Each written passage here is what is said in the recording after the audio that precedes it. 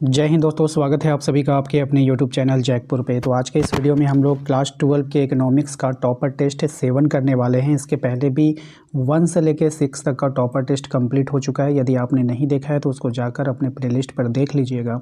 साथ ही साथ इस चैनल को सब्सक्राइब करना बिल्कुल भी नहीं भूलिएगा। अगर आप सब्सक्राइब नहीं करते हो तो फिर आपको पता ही नहीं चलेगा कि आपके लिए कौन सी वीडियोज़ बन रही है। इसके अलावा ज़्यादा वीडियो बनने के कारण कभी कभी नोटिफिकेशन नहीं जाता है। तो क्या करना है, आपको हमारे दिए गए नंबर को अपने मोबाइल में सेव करना है। एक छोटा सा मैसेज कीजिएगा, आपको लिंक मिलेगा, अपने व्हाट्सएप ग्रुप को ज्वाइन कर लीजिएगा। तो चलिए शुरू करते हैं और देखते हैं आज का पहला सवाल। सबसे पहले सवाल में आपसे पूछा गया है कि अर्थशास्त्र तर्कशास्त्र का विज्ञान है, किसने कहा? हिक्स ने कहा, केन्स ने कहा, रॉबिन्स ने कहा या फिर मार्शल ने कहा? तो इसका सही जवाब हो जाएगा रॉबिन्स, ऑप्शन नंबर सी।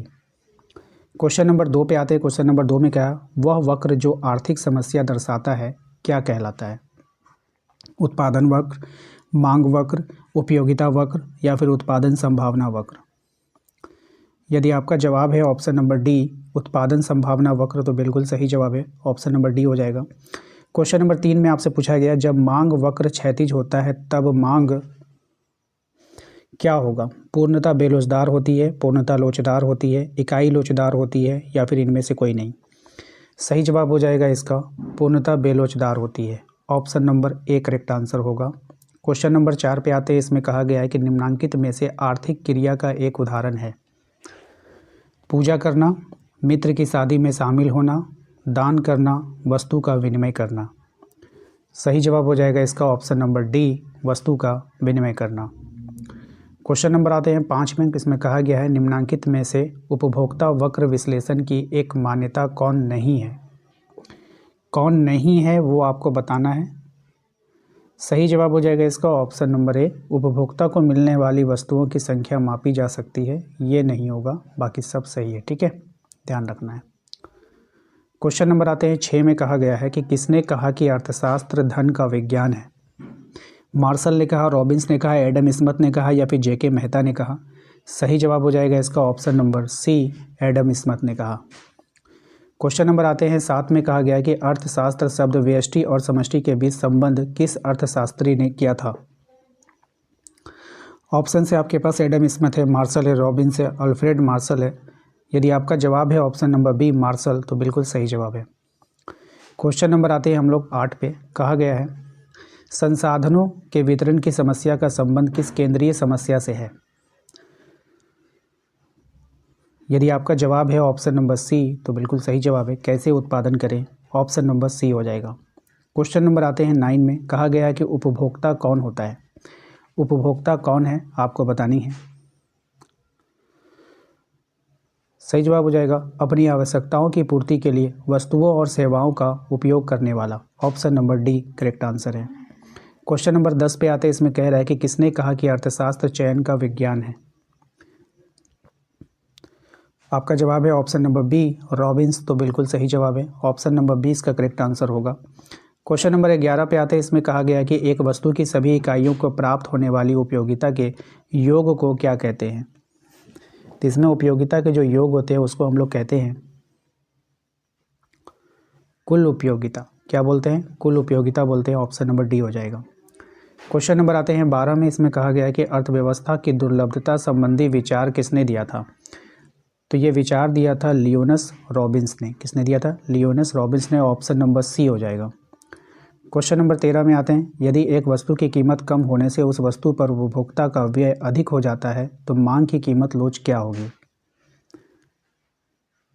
सही जवाब हो जाएगा ऑप्शन नंबर बी, एक से अधिक हो जाएगी। ठीक है, क्वेश्चन नंबर आते हैं 14 में। इसमें कहा गया है, अर्थव्यवस्था की किस समस्या का संबंध उत्पादन की तकनीकी चयन से है? सही जवाब हो जाएगा, कैसे उत्पादन करें, ऑप्शन नंबर बी हो जाएगा। ठीक है, क्वेश्चन नंबर आते हैं 15 में। कहा गया कि मांग की लोच को प्रभावित करने वाला घटक कौन है? मांग की लोच को प्रभावित करने वाला घटक है वस्तु की प्रकृति, कीमत स्तर, आय स्तर, तो इनमें से सभी हो जाएगा, option number D. Question number आते हैं 16 में। कहा गया है कि निम्नलिखित में से कौन सा उत्पादन का साधन नहीं है? कौन उत्पादन का साधन नहीं है? ये हो जाएगा आपका मुद्रा, option number B, sorry C. Question number 17 में आते कह रहे हैं कि सरल रेखा मांग वक्र के प्रत्येक बिंदु पर मांग की कीमत लोच का मान क्या होगा? सही जवाब हो जाएगा ये बदलता है। ठीक है, क्या होता है, बदल जाता है। क्वेश्चन नंबर 18 में आते हैं। कहा गया निम्नलिखित में से कौन सा कथन जो है वो सत्य है, आपको पहचाननी है। मनुष्य की आवश्यकताएं अनंत होती है, साधन सीमित होते हैं, दुर्लभता की समस्या का चयन को जन्म देती है। तो इनमें से सभी इसका राइट आंसर है option number D. Question number 19 पे आते हैं। कहा गया उपभोक्ता संतुलन की व्याख्या में उदासीनता वक्र का प्रयोग सर्वप्रथम किसने किया था। यदि आपका जवाब है option number B J.R. Hicks ने, option number B correct answer हो जाएगा, सही जवाब। ठीक है, क्वेश्चन नंबर 20 में आते हैं। कहा गया है कि एक किसान जुताई के लिए ट्रैक्टर और हल बैल के बीच तकनीकी का चयन करता है, यह किस केंद्रीय समस्या से संबंधित है। तो कैसे उत्पादन करे इससे संबंधित है। जब वो चयन नहीं कर पा रहा है तो यहाँ पे यही होता है। ठीक है, क्वेश्चन नंबर आते हैं 21 में। कहा गया कि रसगुल्ला की कीमत कम होने से गुलाब जामुन की मांग में क्या होगा। तो कम हो जाएगी, गुलाब जामुन की क्या हो जाएगी, कम हो जाएगी। ठीक है, क्वेश्चन नंबर आते हैं हम लोग 22 में। कहा गया कि आदर्श अर्थशास्त्र के संबंध में क्या सत्य है, ये आपको बतानी है। तो इसका होता है परामर्श देना ही इसका कार्य होता है। ठीक है, क्वेश्चन नंबर आते हैं 23 में। कहा गया कि निम्नलिखित में से किस वस्तु संयोजन की मांग संयुक्त मांग होगी। तो कार और पेट्रोल, ऑप्शन नंबर सी हो जाएगा। क्वेश्चन नंबर 24 पे आते हैं। किस प्रकार की अर्थव्यवस्था में संसाधनों पर सरकार तथा निजी व्यक्तियों दोनों का स्वामित्व होता है। तो मिश्रित अर्थव्यवस्था में, option number C. Question number आते हैं 25 में। कहा गया है यदि किसी वस्तु की मांग रेखा मात्र अक्ष एक्स अक्ष के समानांतर है तो मांग की कीमत लोच का मान क्या होगा। तो इन्फिनाइट हो जाएगा। ठीक है, याद रखिएगा। क्वेश्चन नंबर आते हैं 26 में। व्यष्टि अर्थशास्त्र के संबंध में कौन सा कथन जो है वो सत्य है। 4 ऑप्शन है आपके पास, ध्यान से पढ़ना है। व्यक्तिगत आर्थिक इकाई का अध्ययन करता है। ठीक है, ऑप्शन नंबर डी हो जाएगा। क्वेश्चन नंबर आते हैं 27 में। यदि किसी वस्तु का मांग फलन Q = 1/P है तो मांग वक्र के प्रत्येक बिंदु पर मांग की कीमत लोच क्या होगा। तो ये हो जाएगा आपका ऑप्शन नंबर बी 1 हो जाएगा। ठीक है, क्वेश्चन नंबर 28 थोड़ा सा हट कर है, इसको ध्यान से समझिएगा। जैसे निम्न में से किस प्रश्न का संबंध व्यष्टि अर्थशास्त्र से है।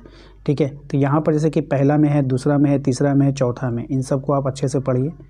पढ़ने के बाद उसके बाद यहाँ पर देखिए आंसर देना है कि पहला दूसरा चौथा सही है, या फिर पहला तीसरा चौथा सही है, या फिर दूसरा चौथा, या फिर पहला और तीसरा, कौन सा सही है ये आपको बताना है। ठीक है, तो इसका जो राइट आंसर है ना वो है आपका ऑप्शन नंबर डी 1 और 3 आपका सही है। तो 1 और 3 में क्या कह रहा है वो ध्यान से देखेंगे।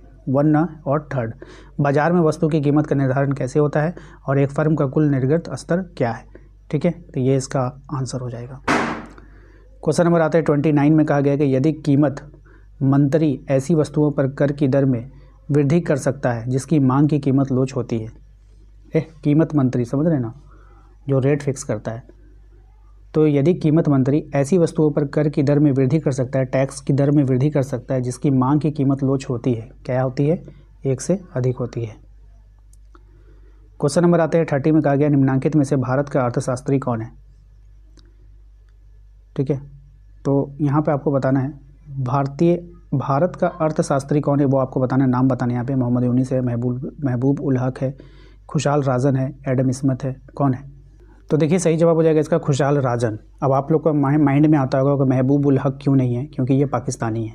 ये क्या है, पाकिस्तानी है। ठीक है, महबूब उल हक कौन है, पाकिस्तानी है। ठीक है, महबूब उल हक का जो जन्म हुआ था वो 24 जनवरी 1934 को हुआ था।